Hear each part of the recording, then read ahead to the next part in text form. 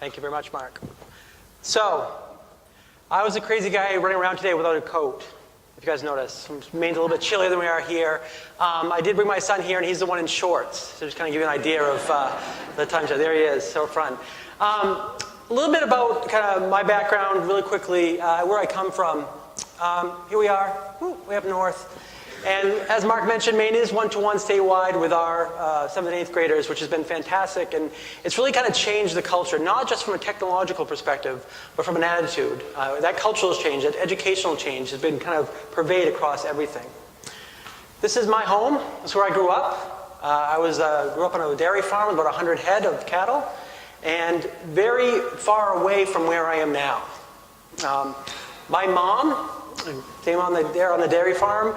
She asked me, now you have to realize about my mom, this is someone who asked me to get on Facebook last year. You know, she wants to see pictures of the grandkids.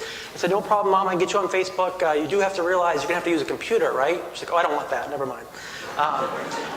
But she asked me, she goes, so what do you do for the Google? What do you do for the Google? Like, what are you doing? You're going around, you're doing all this stuff. You know, what classes did you take when you were in college? What did you learn to be able to do this? And I said, Mom, when I was in college, this stuff didn't exist. And that's a reality for your kids as well, your students. The stuff that they're going to be doing when they graduate most likely doesn't exist today. So that brings me to a quote by Alvin Toffler. The illiterate of the 21st century will not be who can read and write, but those who cannot learn, unlearn, and relearn. And that's what we're working with our kids. Not necessarily teaching them for today, but the ability to take whatever's coming down later on and be able to work with it. So here's my question to you. What have you had to relearn? Anything. Anybody. Last 5 to 10 years. Nothing? Buying music? Anybody buy CDs anymore? Vinyl? No? Taking photos? Usually I have 1 or 2 people who are super, film crazy people. But most people, totally digital now, change how we've done things. Shopping? Okay, my wife still has a religious fascination with going into the actual shopping mall and doing that kind of stuff. Me personally, I just soon sit at home at Amazon and take care of it from there. Making a simple phone call. No longer what we used to do. And I don't know if it's the same here in South Africa, but paying our own taxes has totally changed. We have an entire profession of accountants that have been replaced by a $30 box from Walmart. What was your first computer? Apple IIe's? Trash 80s? Commodore 64s? There we go. So ask yourself, what is your sermons? This was my first computer. I was in 8th grade. I spent the entire summer working to save this thing. It was about $1,000. I was so excited. My dad thought I was crazy. We spent this money for this glorified calculator. What are our kids' first computers? iPads? Maybe here I should mention Nexus 7s, maybe? This is their first interaction with computing power, their first interaction with how they're going to go beyond in the world. If you look at the differences in what they start at, that's their Commodore 64. This is my son. He's 5, my other son. And I asked him, he was asking me how to get more coins for a game he plays for Club Penguin. And I said, I don't know. How would you find that out?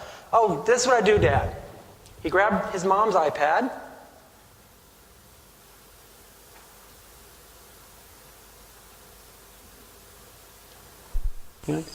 So what do you want to do? I want to get more coins for Club Penguin.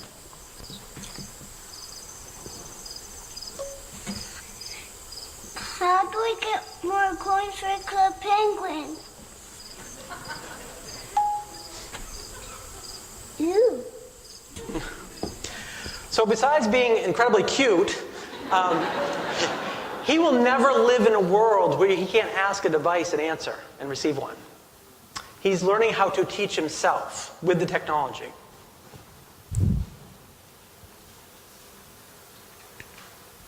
This is Club Penguin. If you don't know about it, it's kind of a World of Warcraft for 5-year-olds with little cute penguins.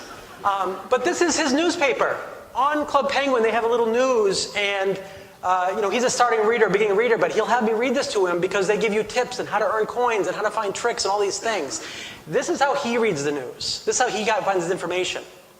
Now you and I probably like our paper, or maybe we'll move beyond that, but you think about our actual physical paper, that visceral reaction of having our morning coffee. But this is the reality. Printing the New York Times now costs twice as much as sending every subscriber a free Kindle. It's a dead dinosaur industry, they just don't know it yet.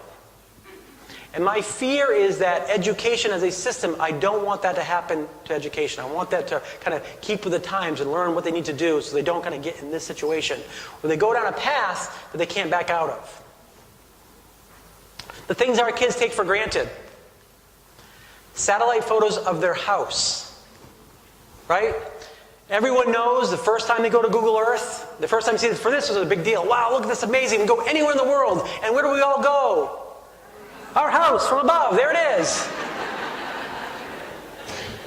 I remember Maine a few years ago got Street View. Huge deal. I rushed right in. I was so excited because you see the Google cars going by. I rushed right in, pulled it up in an English class. I actually interrupted the class. I said, Miss Reed, I got to show you this. Pulled it up and showed the school from the side. And all the kids were like, wow, that's really cool. And the teacher's like, oh my God, that's terrifying.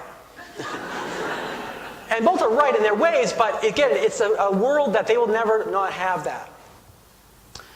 Where do most of the kids get their music? No? They did a survey, PBS did a survey last year. YouTube. It's free, it's ubiquitous, it's every possible song you could want. That's their MTV. They make their playlist and off they go. Our students have a device in their pocket. Those that have cell phones. I used to ask my high school kids, do you have a cell phone or not? Then I asked my middle schoolers. In my school, again, we're not super wealthy, but I actually get down to my third graders and say, do you have a cell phone? And no, Kaden, you may not have a cell phone. This device that they have can call anyone on the globe, taking photos, recording videos, getting news, playing games, watching movies, reading books. It would make Captain Kirk weep in envy if he had had this device. So let's do the numbers. Now this is a site that talks about, I'm going to refresh it here so you can see it live, kind of what's going on right now. Here's our media count. In the last, whoops, let me refresh it again. There it goes.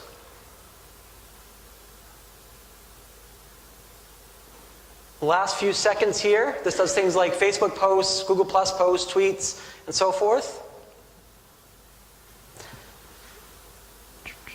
All right, so here we go time-wise. Every second, 2 seconds, 3 seconds, 4 seconds, boom. That's the world right now, flying along. How many apps have been downloaded, how many have been sold, videos on YouTube, all these different pieces. It's kind of mesmerizing, isn't it? You see these infographics, okay? All it matters is it's a lot, right? It's more video than we can ever watch. It's more text than we can ever read. It's more things we can ever get our heads around.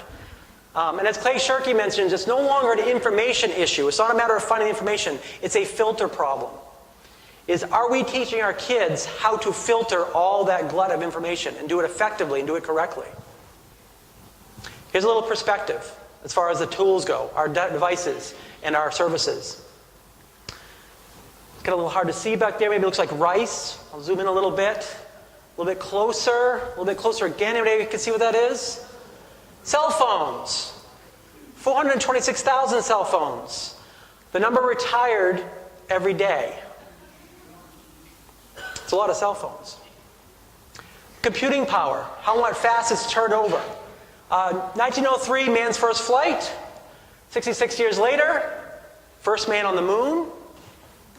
43 years later, a single Google search uses as much computing power as the entire Apollo program. Okay? It's exponential. It's happening faster than ever. We're now based on the limitations of the human body. Okay? I can't hold anything smaller than that for media. That's about as tiny as you can get. Now, they can keep making that have bigger and bigger storage, but as actual physical ability, what we have to do, that's going to be our limitations. You've heard of the Retina display, Apple's Retina display? Basically, that's kind of a marketing term that the resolution on this is so good that our eyes can't distinguish the difference. So that's what we're reaching. In this environment, our roles have changed, but they're more crucial than ever. You guys know about the Northwest Pacific tree octopus? You may have heard of this down in South Africa. This is a very important animal. When I ask my students at the beginning of the year, I don't ask them, what is it? Is it real or anything like that? I ask them, what does it eat?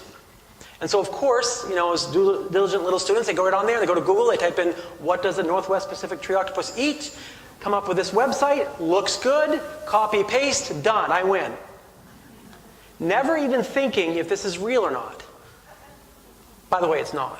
I know you guys may not have been to Northwest, but it's not. But it looks like a really good website. In fact, Mr. Kelly, if you Google this in YouTube, you find videos of little rubber octopi up in the trees that are moving around. It must be real. And that's the kind of expertise we need to give our kids. If you actually look at the second link in Google, it says it actually eats gullible 7th graders. But they don't make it to the second link, right? They have the first one. It's good enough. And it's not just our students. Did you know Apple created a new screw? Neither did I. Apparently this was a blog post, and there was a number of very reputable resources, like Gizmodo, NBC, The World, they all ran with it. Totally false.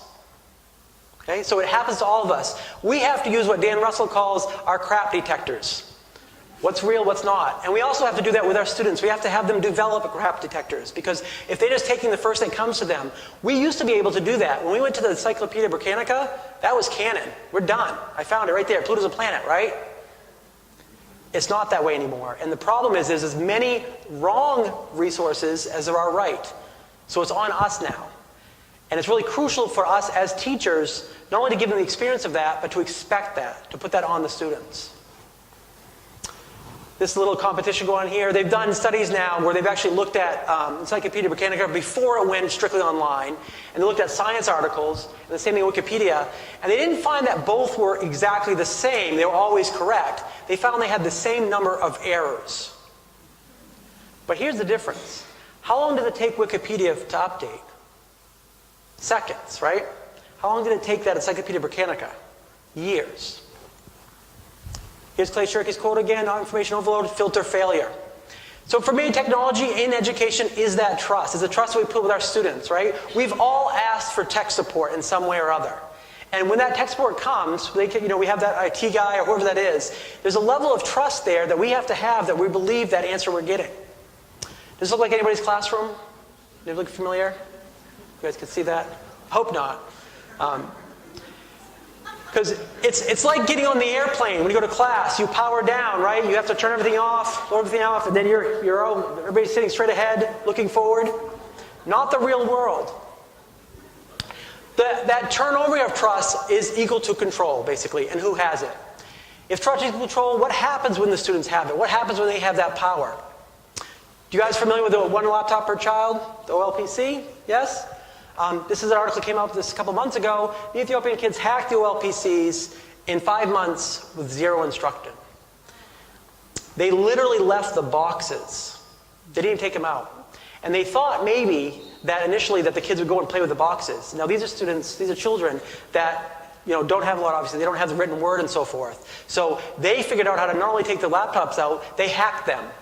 Somebody hadn't turned the camera on, so they figured out how to turn the camera on. And when they went back months later, the average student or average child was using 48 different apps on each device.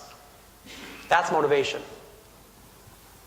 What can our 21st century students teach themselves?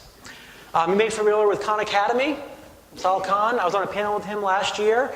And if you're not familiar with him, he has amazing videos. There's like thousands of them now, maybe even tens of thousands. There are all kinds of tutorial videos, and a lot of kids go on and use them. But the thing that really spoke to me when he went through it, he was talking about how successful he was his quote that the most effective way for kids to learn is by teaching each other. And he'd find that when the kids would work together to learn stuff. Now, my question to you then is, are you having your students work that way? Are they teaching other kids or other adults, and how are they learning? Here's also another thing. This gets a little bit close to home.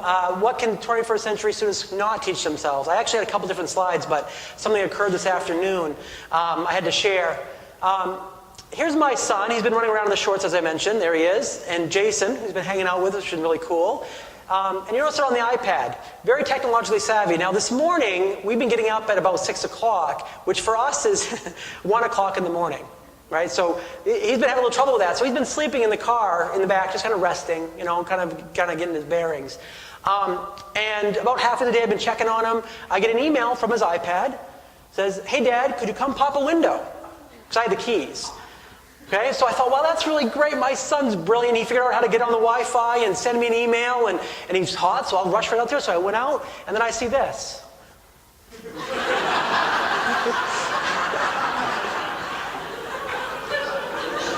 They have technical expertise. They still need us, thank goodness, right? They still need us. We're not obsolete yet. Yet.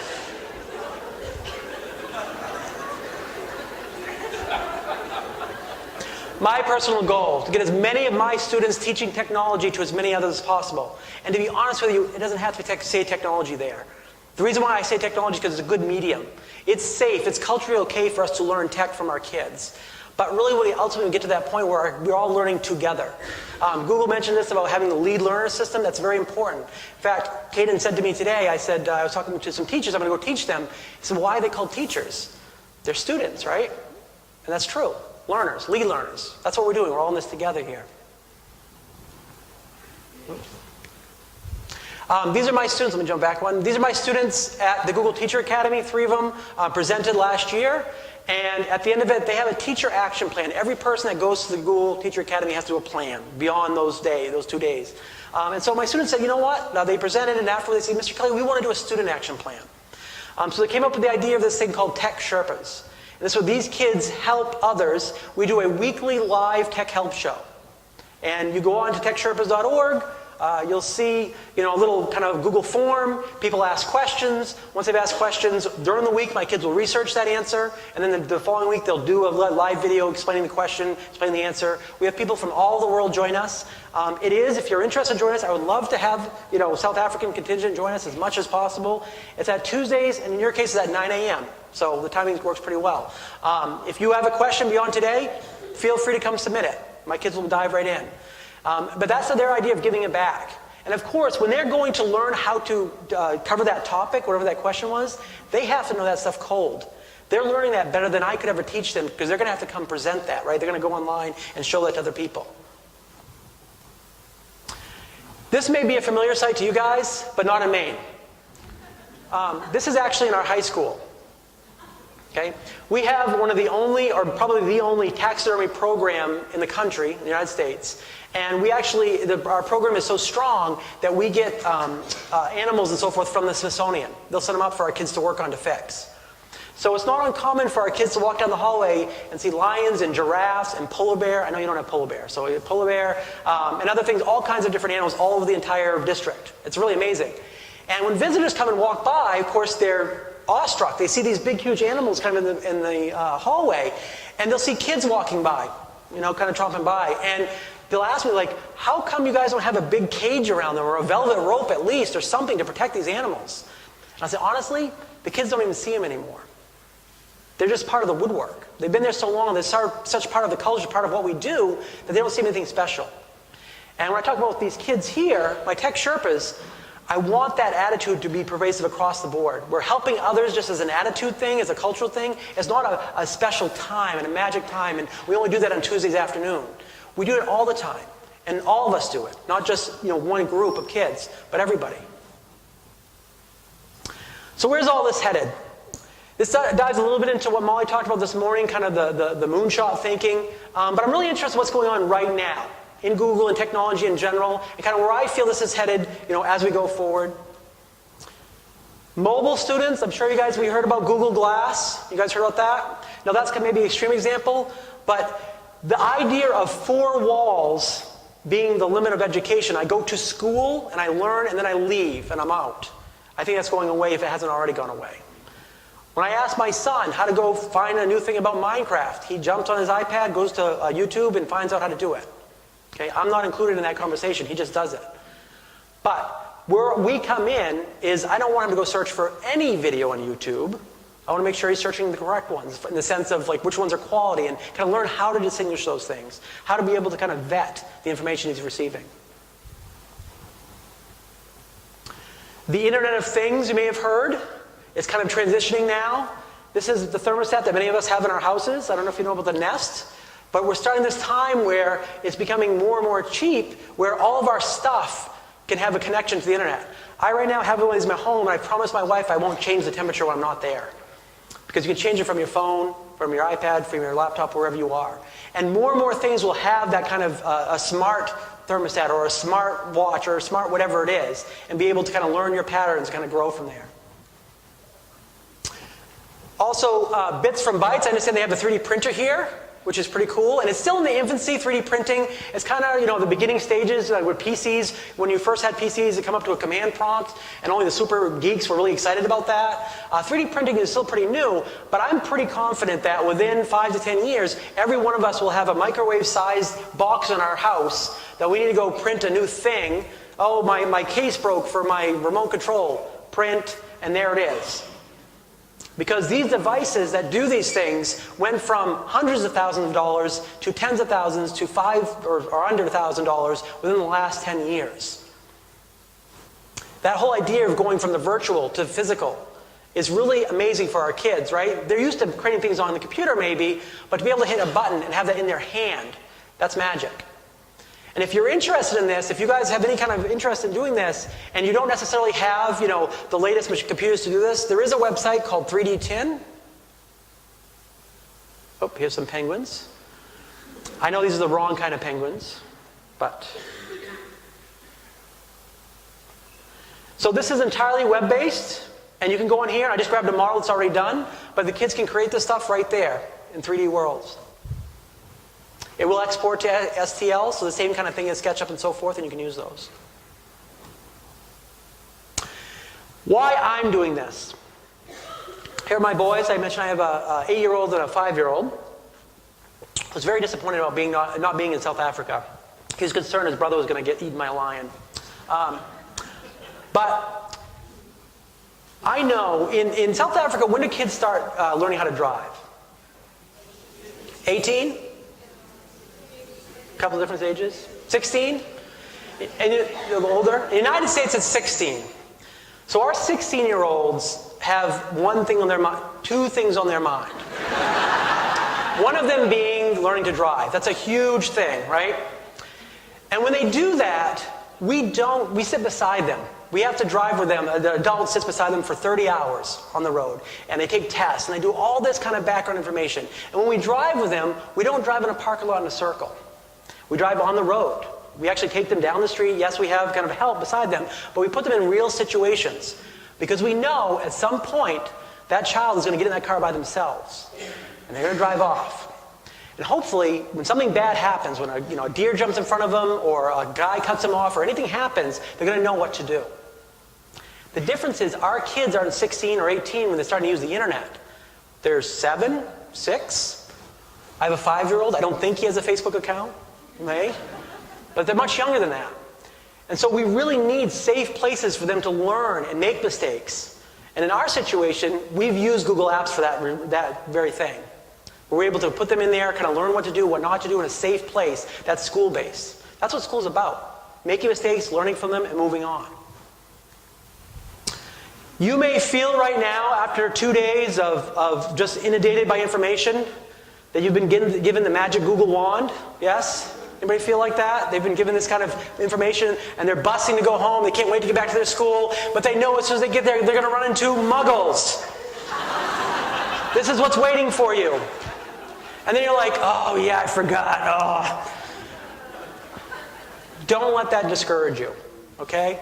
Don't let the muggles get you down, because there always will be there. But all I can say is, here's the advice, the best advice that I was ever given by my dad. When Caden was born, I went and saw him, and I was like, oh my goodness, what am I going to do? I've got this new baby boy, how am I going to handle this? And he said, you know what, I don't know. Now, I'm one of 6 kids. I'm the 5th out of 6. He said, I don't have the answers. But the best advice I can give you is be who you want them to be. They're not going to listen to you, but they will watch everything that you do. And so I say that to you guys, is you go back to your schools, your classrooms, be who you want your students to be, because that's what they will be. Thank you guys very much.